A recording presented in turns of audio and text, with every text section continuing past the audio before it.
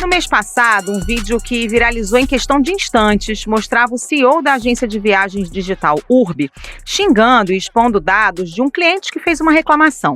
Mas os problemas do executivo João Ricardo Mendes não ficariam apenas nas redes. As declarações serviram para jogar luz sobre as milhares de queixas contra a empresa, bem mais antigas do que o vídeo. Os problemas foram considerados tão graves que o caso foi parar na Secretaria Nacional do Consumidor, ligada ao Ministério da Justiça. No despacho, a secretaria diz que a situação da Urbi é preocupante e indica que a empresa vendeu serviços sem ter condições efetivas ou um lastro financeiro para cumprir as suas obrigações. Fornecedores como hotéis e pousadas também se queixam do atraso nos pagamentos, em dívidas que somam alguns milhões de reais. A empresa garante que vai honrar seus compromissos, mas atribui aos bancos a demora na quitação das contas. O Ao Ponto começa o mês de maio falando da crise na Urbi e sobre o que você precisa fazer se tiver problemas com pacotes, passagens e hospedagens pagos e não entregues. Neste episódio, a gente recebe Mariana Barbosa e Renan Sete, da coluna Capital do Globo, que nos ajudam a entender essa crise. Eu sou Carolina Moran. Eu sou o Felipe Barini. O episódio 2 de maio de 2023 começa agora. Vem com a gente. Mariana Barbosa, Renan Sete, bem-vindos ao Ponto. Mariana, vou começar por você. Essa crise na Urbi e as milhares de queixas de consumidores já eram conhecidas há algum tempo, mas o caso explodiu de vez depois que o CEO, João Ricardo Mendes, ele perdeu a compostura com o cliente e postou a interação questionável em redes sociais. Explica pra gente o que está no centro dessa crise envolvendo a empresa. Oi, Felipe, Carol. A crise se agravou por volta de agosto. Eu acho que esse é o modus operandi da empresa. Ela sempre atuou assim, no risco, vendendo muito barato e nem sempre entregando para todo mundo. Mas o que aconteceu foi que na pandemia, quando todo mundo parou de vender, o setor de turismo foi para zero, né? A CVC faturou zero, né? Até alguns primeiros meses e tal. Eles continuaram faturando e aparentemente faturaram, segundo a declaração do ex-CEO João Ricardo estiver certa, eles faturaram uns 3 bilhões no auge da pandemia, quando o mercado estava inteiro fechado, e com uns pacotes, assim, que era de conto de fada, né, era assim, R$ 999, passar 9 dias na Disney, isso significa uma diária de R$ 28 e passagem a R$0. Quer dizer, então, as pessoas não faziam as contas, né, porque mesmo que voltasse, é impossível os algoritmos dele conseguirem essas promoções sensacionais, né? Porque ele vende hoje para você voar daqui a 2 anos. Então, ele saiu arrecadando dinheiro, por exemplo, todo mundo comprou, teve gente que, você vê relatos no Facebook de gente que comprou 10 pacotes, porque assim, vai viajar nos próximos 2 meses, você escolhe umas datas. Então, assim, o que aconteceu foi que aí quando chegou a vencer o prazo, 2 anos de quando as pessoas começaram a pagar, ele não entregava, porque não só a passagem, o dinheiro que ele pagou não dava para cobrir qualquer passagem, nem antes da pandemia, que dirá depois que os preços explodiram e tal. Então, ele não conseguia honrar. Então, ele honra alguns, não sei dizer quantos por cento, mas ele honra alguns, e essas pessoas postam nas redes sociais, eu consegui viajar, que incrível, que maravilha, e o resto ele dá calote, aí a pessoa tem que pedir o estorno, aí ele tem um monte de reclamação de estorno, que ele diz que vai pagar e não paga, demora, paga menos do que tinha que pagar, enfim, então ele estava muito bem, enquanto as pessoas estavam só comprando o pacote. Na hora que chegou a hora de viajar, deu essa crise, né? Então, a crise deu um descasamento. A crise foi mais forte ali em agosto. Ele chegou a mandar uma carta para as pessoas, estendendo assim: olha, eu te ofereço gratuitamente, que é irônico, mais 12 meses para você, para valer, para a vigência do prazo, porque agora eu não estou conseguindo honrar. Quer dizer, aí você pode pedir reembolso. As pessoas começaram a pedir reembolso. Então, assim, essa crise vem daí, né? Então, houve um grupo de WhatsApp criado para discutir esses problemas que estavam aí se agravando e tal, e ele se destemperou, né? E aí falou aquela coisa dessa matéria que ele xingou e tudo.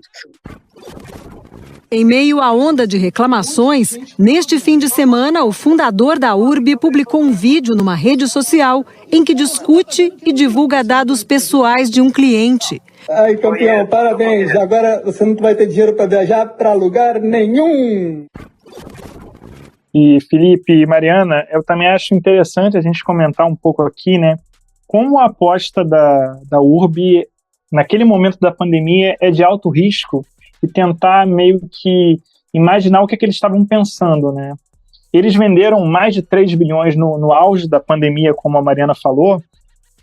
Isso era o triplo do que eles costumavam vender antes, né? Ou seja, eles aceleraram no momento que a indústria do turismo estava parando. Eles aceleraram imaginando, acredito eu, e os observadores também acreditam nisso, que a indústria do turismo ia sofrer um baque permanente. As passagens não aumentariam de preço, quando as pessoas pudessem viajar novamente, estariam baratas, os hotéis também. E o que aconteceu foi o inverso, né? A retomada do turismo foi muito mais acelerada do que todo mundo imaginava, e com a guerra na Ucrânia, o preço do combustível aéreo também disparou. Então isso ajudou a turbinar os preços das passagens. Então teve esse descasamento. E eles também faziam, acredito eu, uma aposta em pegar aquele dinheiro dos clientes e investir no mercado financeiro e lá na frente usar isso para comprar passagem. Só que o mercado financeiro também passou por uma estabilidade muito grande no último ano, né? Então esse descasamento é fruto de uma aposta muito arriscada, um modelo que se baseava quase numa arbitragem de mercado que não se concretizou. E por isso eles ficaram encurralados, como eles estão hoje. Eu acho que essa é um pouco da mecânica. Eu acho que eu acho que essa é a lógica racional, né? Eu acho que tem isso, e a mecânica deles era a questão do algoritmo que fica buscando ali a melhor promoção. Então, como a data da viagem era flexível, ele vai te dar no dia que ele conseguir, o dia, horário, é sempre baixa temporada e tal. Mas eu acho que de uma boa fé que foi feito apenas uma decisão errada, né, de negócio. Sim.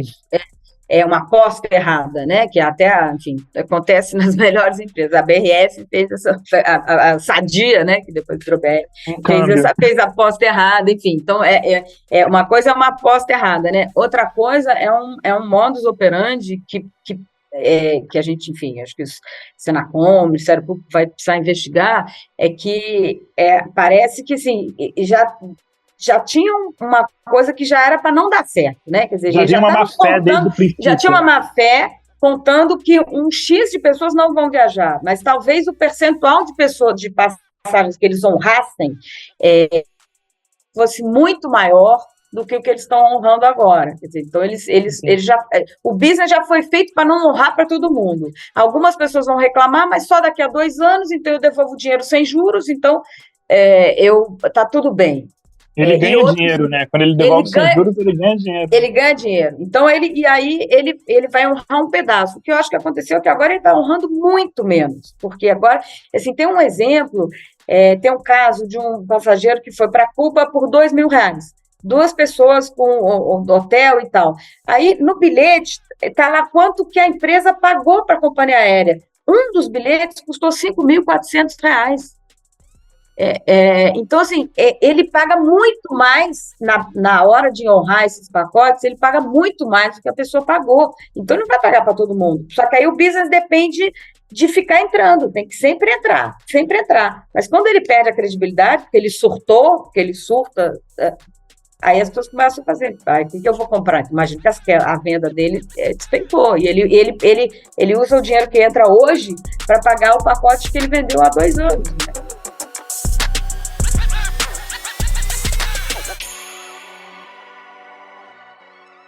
Ô, gente, deixa eu pegar esse gancho aí para entender um pouco melhor esse modelo de negócio da URB, porque claro que agora a coisa ficou muito evidente, né? Porque na pandemia esses pacotes aí, esmola demais, o santo tem mesmo que desconfiar, mas o modelo de negócio sempre foi esse, de vender pacotes mais baratos. Como é que ele conseguiu se manter durante tanto tempo operando com valores tão abaixo do normal do mercado?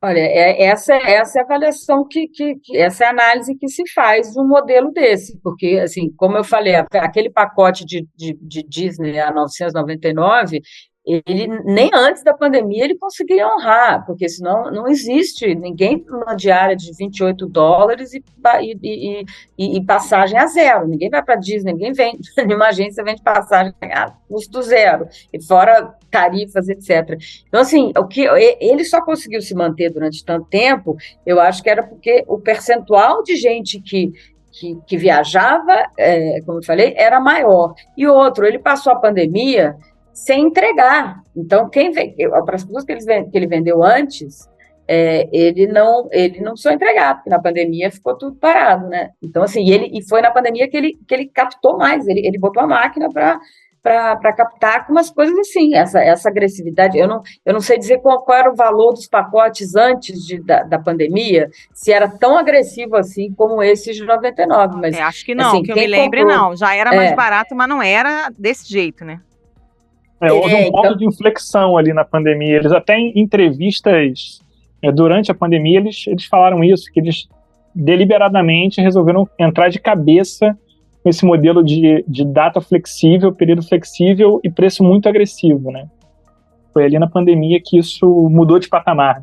Saindo um pouco do modus operandi mesmo da empresa, na sexta-feira vocês publicaram na coluna Capital que o João Ricardo Mendes, CEO da empresa, ele já teve problemas com órgãos de defesa do consumidor no passado, relativo a outro tipo de negócio, e chegou a ser afastado do comando do próprio Urbi há alguns anos. Exato, ele foi dono, não foi ele que fundou, mas ele se associou a uma empresa chamada Apetrecho, depois aí ele virou dono, e essa Apetrecho fazia o chamado dropshipping, que é você compra de um fornecedor e entrega direto, né? Você não mantém estoque com você, né? Você não tem uma loja ali que você mantém aquele estoque.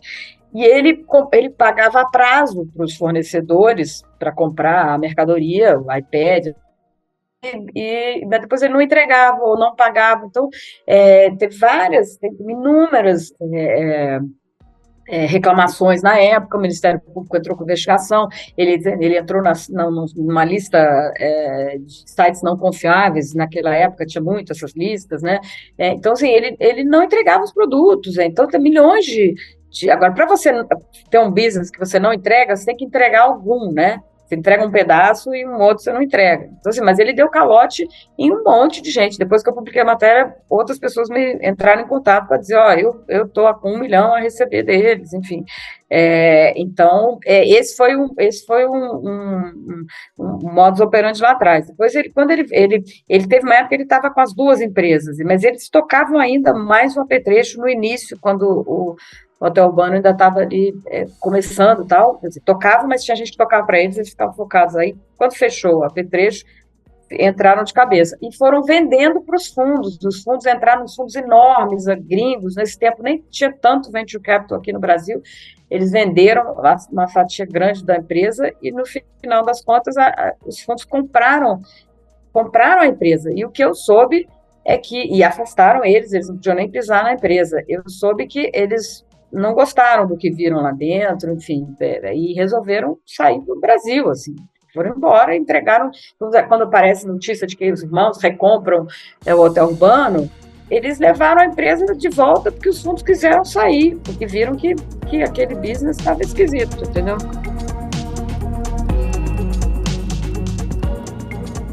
Ô Renan, vocês publicaram na coluna Capital que esse caso já chegou ao Ministério da Justiça, né? Que pé que tá isso? O que pode acontecer com a Urbi se ela for condenada?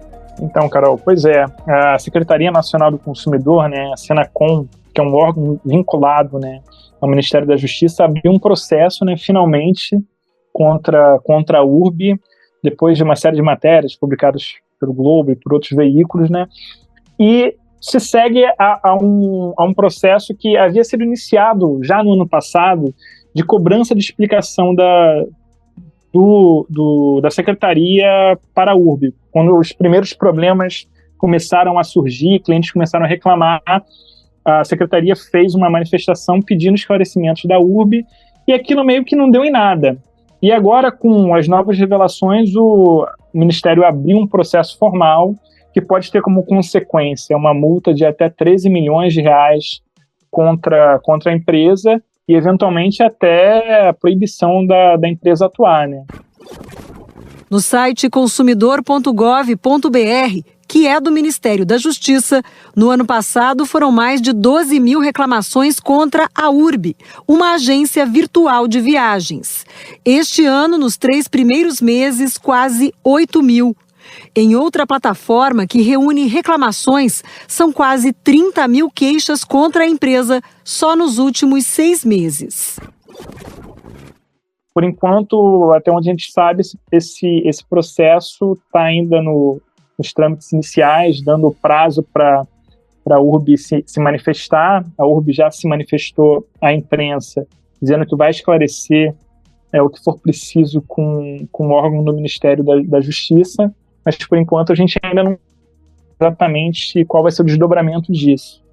E, além dos clientes, tem os fornecedores que reclamam que não recebem, e seria uma dívida com um valor expressivo. A URB disse que já começou a pagar, mas ela até culpa os bancos pelo que afirma que seria um bloqueio no dinheiro usado para quitar essas dívidas. Tem algum prazo para quem precisa receber esse dinheiro, receber de fato? E quem que está sendo mais atingido por esse atraso no pagamento das dívidas? Então, eu acredito que a rede hoteleira está sofrendo bastante, né? Porque a rede hoteleira ela recebe da URB depois de prestar o serviço com um certo atraso de 15, 30 dias, né? Então ela passou muito tempo recebendo hóspedes que fizeram a reserva por meio da URB, ficavam no hotel, iam para casa e o URB pagava depois de algumas semanas. Só que a URB, há alguns meses, começou a atrasar o pagamento. Não pagava na data combinada, ou então pagava só uma parcela do que havia sido combinado, e ficava devendo uma parte, até que chegou um momento, nas últimas semanas, que a empresa simplesmente parou de pagar tudo, né? Simplesmente deu um calote nos hotéis. E aí foi quando os hotéis decidiram, a maioria deles, né, decidiu não mais receber hóspedes que haviam feito reserva por meio do site.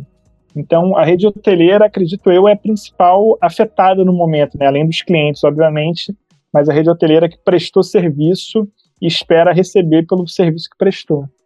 Não me parece que as companhias aéreas tenham problema, porque acho que ele emite na hora que ele paga, né? Então, acho que não tem problema depois do pagamento. Então, eu acho que não tem problema.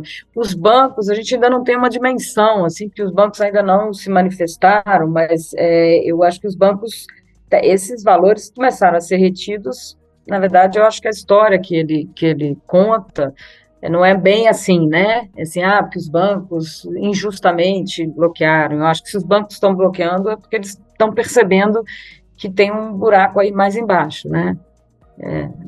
Então, enfim, estão segurando aí, mas eu não sei dizer qual é o tamanho da dívida dele com os bancos. Ele diz que não tem dívida, que tem lá os recebíveis, enfim. Então, a gente nunca... Como o João fala coisa, que agora não né, foi afastado, não está mais CEO, mas ele é dono da empresa, né? Então, a gente não sabe até que ponto ele continua mandando, apesar de formalmente não estar mais como CEO, a empresa é uma empresa fechada.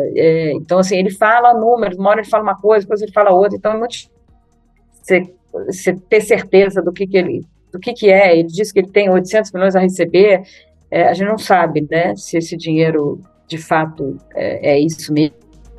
Então, mas, de qualquer maneira, eu acho que esse valor, não sei se paga todos os pacotes que ele vendeu, né?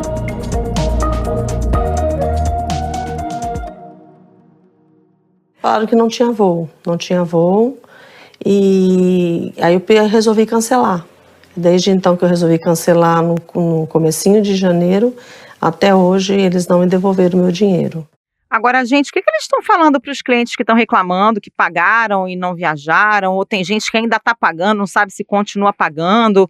A empresa dá algum tipo de resposta, promete alguma coisa, enfim, o que essas pessoas podem fazer? Acho que as pessoas estão pedindo reembolso, né? E eu acho que é o que deve ser, enfim, eu numa situação dessa ia brigar pelo reembolso e ia parar de pagar, né? Então, se eu tivesse no lugar do consumidor, eu pararia de pagar e tentaria pedir o reembolso. Agora, tem uma outra coisa que geralmente as empresas você não consegue mais pedir o estorno do cartão, porque a entrega dele é depois do prazo que existe para os cartões devolverem o dinheiro. Então, essa possibilidade de apelar para o cartão geralmente já passou, assim, né, quando a coisa estoura, né?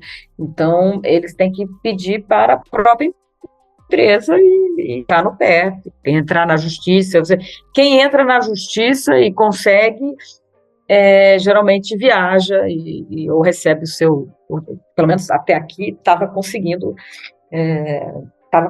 receber judicialmente, né?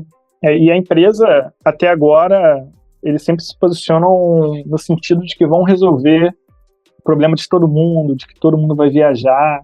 A gente ainda não viu a empresa se manifestar no sentido de que o negócio não para de pé e a gente vai devolver o dinheiro. Eles agem como se tudo fosse solucionar no futuro, né? Mas até agora a gente... difícil de conseguirem apostando num isso. cenário positivo em um futuro breve, né? Mas tem muita gente que quer viajar antes disso. Que o preço das passagens caia, que a inflação mundial, que aconteça uma deflação mundial e que caiam os preços das passagens, o petróleo caia, né? Acabe a guerra da Ucrânia. Para onde era o seu pacote e quando era essa viagem? Então, eu comprei meu pacote em março de 2020 e o pacote tinha validade até 2021, a Urbi estendeu esse pacote para 22 e pediram para mudar de novo, eu mudei para esse ano e não consigo. Já me mandaram um e-mail dizendo que não tem datas para minha viagem. Essa viagem era para celebrar os 15 anos da sua filha. Exatamente, minha filha vai fazer 17 anos e a gente não consegue realizar o sonho dela, virou um pesadelo na minha vida isso. Agora, gente, para encerrar, eu sei que vocês não são da coluna de Direito do Consumidor e sim da coluna Capital, né? É o guichê ao lado aí da editoria de Economia, mas acho que a gente pode fazer alguns alertas aí para o consumidor na hora de comprar esse tipo de pacote, de tentar ver ali letrinhas miúdas, o que a empresa está prometendo, quais são as garantias e principalmente, se a esmola for demais, dá uma desconfiada, né, gente? Eu acho, assim, eu como consumidor, eu sou um pouco cético em relação a uma promoção que me permita viajar para o Japão por uma semana, pagando R$2.000, R$3.000. Então, eu naturalmente não cairia nessa, mas a gente sabe que muita gente é turista tarimbado e mesmo assim se atrai pelo desconto. Mas eu acho que a pessoa tem que fazer isso que você falou, Carol. Muito grande, digamos assim, você procura uma opção que você acha economicamente mais sustentável, né, que pare de pé. Eu acho que a chance de dar problema no futuro é bem menor, né? Exato. E concordo aí com vocês, essa coisa da esmola diz tudo. Se a esmola é demais, o santo tem que desconfiar, né? Acho que tem que fazer um mínimo de conta, assim, você olhar assim, gente, mas está barato demais, né? Assim, será que isso paga os custos, né? Então, alguma coisa está errada aqui, né? Então, eu acho que a gente, por mais que a gente fique, é muito sedutor, né? Uma passagem, ninguém resiste a uma grande promoção, né? A gente acha que a gente conseguiu, que foi só a gente que foi esperto, conseguiu aquela promoção sensacional, mas eu acho que a gente tem que ligar o alerta e quando vem uma promoção assim, ao mesmo vale para roupa, para todo o consumo que a gente faz, né? Assim, cara, para fazer uma blusinha de R$10, não é que se costurou, né? Ou alguém não está ganhando decentemente para receber, para produzir aquela peça e começar a ter uma consciência no ato do consumo, né? Assim, e fazer essa conta, se isso aqui cobre o custo, eu acho que a gente precisa tem que ser mais racional na hora de encarar uma promoção, de se deparar com uma promoção.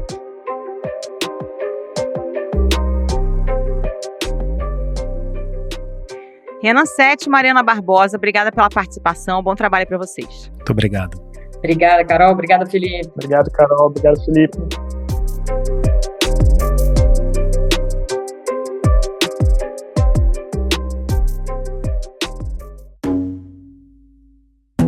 Esse foi o Ao Ponto de hoje, o podcast diário da redação do Globo.